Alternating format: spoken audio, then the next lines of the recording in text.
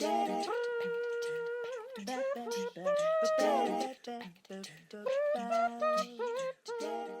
there, Innovation Champions! Melissa Dinwiddie here. Last week, I was away for a week at music camp. Not exactly band camp. A little different, but a week in the woods, camp in the woods with music, with adults. And I was spent the whole week standing behind my upright bass, which I've been playing since 2022.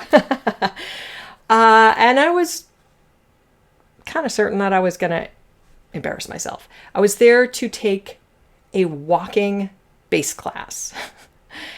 And walking bass is the thing that jazz bass players do that always seemed like pure magic to me. Now, I used to perform as a jazz singer, which involves improvisation. And I've been doing that, or used to do that for years. I do not have perfect pitch. So I never really knew exactly why what I was singing worked, like theory-wise. I just sang what sounded right and, kind of crossed my fingers and hoped. The bass does not let you get away with that. But here's a cool thing that I learned when I started playing bass. Every string, there's 4 strings on the bass, and every string is exactly a fifth, that's an interval in music, exactly a fifth away from the string next to it. So what that means, for those of you who are not musicians, is that the whole instrument is just one repeating pattern. There are patterns all over the bass. And once I saw that pattern, something shifted that I'd never felt as a singer. I could actually see my options for what to play instead of guessing at them. And I'm at a point with my bass playing that I can start to do things, technically. I have the ability, the skills to start to do things that I never was able to do before. So the day after I got home from camp, I pulled up the jazz standard Fly Me to the Moon on this app that I have on my phone, and I slowed it down to a crawl. And for the first time ever, I walked an actual bass line improvisationally instead of just hitting the root notes, the big notes, like the chord notes, like an A chord or a C chord or an E chord or a D chord. And, it was wobbly, it was slow, and it was absolutely thrilling. I was doing, in a very rudimentary, beginnery sort of a way, I was doing what jazz bass players do. It was incredibly exciting. All this is to say, and hopefully I haven't completely lost those of you who are not musicians, the secret isn't talent, it's constraint. So here's what I keep coming back to. The bass didn't become playable. And again, I'm still in the, in jazz, I'm still in the beginner stages of playing jazz, but I'm starting to play jazz. The jazz bass didn't become playable because somebody gave me more freedom. It became playable because someone showed me the structure that I was working inside of. Now, how this relates to you and your team, I see this exact pattern with teams constantly. Leaders assume that the fix for a stuck team is more freedom, fewer rules, more brainstorming, more, no bad ideas, energy. And, that's all really good. And sometimes that's true that is the fix. However, just as often, the real problem isn't too little freedom, it's too much of it. A team staring down a genuinely open-ended challenge, infinite tools, infinite approaches, no obvious starting point, does not feel liberated. It feels paralyzed. Unlimited options don't read as opportunity.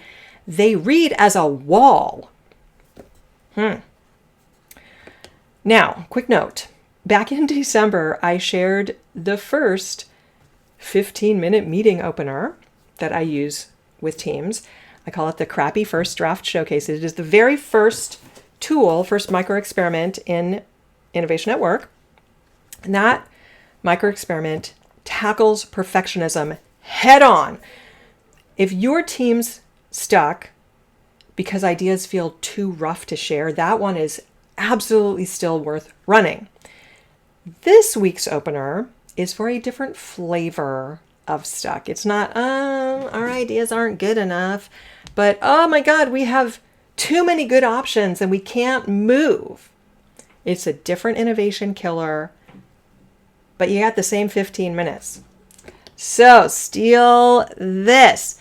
This one is called the Constraint Challenge, and it is experiment number 26 in Innovation at Work. So it also takes 15 minutes. It works great with a team size of 3 to 8 people. It works great remotely.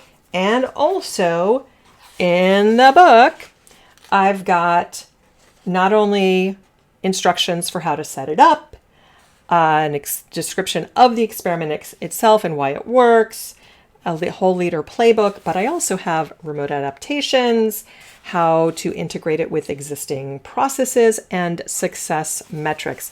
A whole bunch of information here. And scale guidelines. So if you have a larger team, I have tips for how to adapt for working with larger teams. So let's start with a setup. Super simple. Take a real current challenge that your team is facing and add one artificial constraint that has nothing to do with your actual limitations. So for example, solve this using only free tools, or design this for someone who has never touched the product before, or imagine that you have a team of 3, not 12. I don't know. Make it up. Doesn't matter. But just one artificial constraint. Then the work is 10 minutes.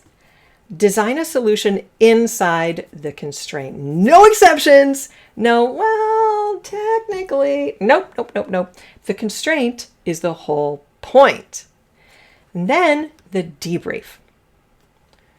What did the limit force you to notice that you had been missing? Did anyone reach for an idea that they wouldn't have considered without it? That's it. No materials, no facilitation training, no pulling anyone off their calendar longer than a stand-up already runs. So let's talk about why this works, especially when a team is drowning in options. Here's the thing. Constraints don't shrink creative thinking. They focus it. Every breakthrough that I've watched happen in a room, from meta researchers to project managers to healthcare leadership teams to nonprofit staff, every breakthrough has had a boundary somewhere underneath it. Not a rule book, a boundary. When you hand a team an artificial constraint, you're not making the problem smaller. You're removing the paralysis of infinite blank page thinking and replacing it with a door they can actually walk through. If your team has been circling the same, oh, we could do anything conversation for weeks with nothing to show for it, this is the 15 minutes that breaks it. And if what you're sitting with isn't one stuck meeting, but a whole team or a whole innovation mandate, that's a longer conversation, one that I would genuinely love to have with you. So try this in your next meeting. Pick one real constraint, give it 10 minutes, and see what your team builds when the options aren't infinite. And if you want all 52 experiments like this one. Grab a copy of Innovation at Work. The link is, you can scan that QR code. You can find the link below. You can just go to innovationatworkbook.com and find it right there. And you can also get a special leadership edition available only on my website, which includes an exclusive 5-part Innovation Leaders Edge video series. Has everything you need to run your first micro experiment, get leadership buy-in, and build lasting innovation culture. Again, scan that QR code, innovationatworkbook.com/leadership, and link is below. And if you're sitting on an innovation mandate and could use a thought partner, grab a free innovation strategy session at innovationatworkbook.com/call. Scan that QR code, find the link in the description. And if this was useful, hit like, subscribe, and ring the bell so you don't miss the next one. Until next time, stay curious, stay playful, and keep creating the impossible. Ciao.